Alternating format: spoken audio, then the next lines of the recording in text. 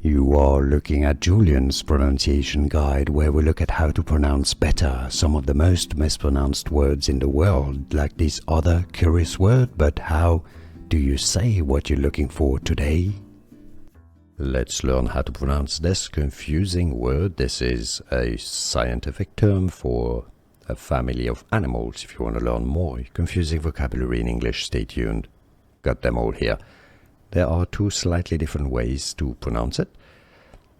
Echinoderms, echinoderms, or echinoderms. Both pronunciations are correct. I believe one is UK, the other a bit more US. Echinoderms or echinoderms. And now you know.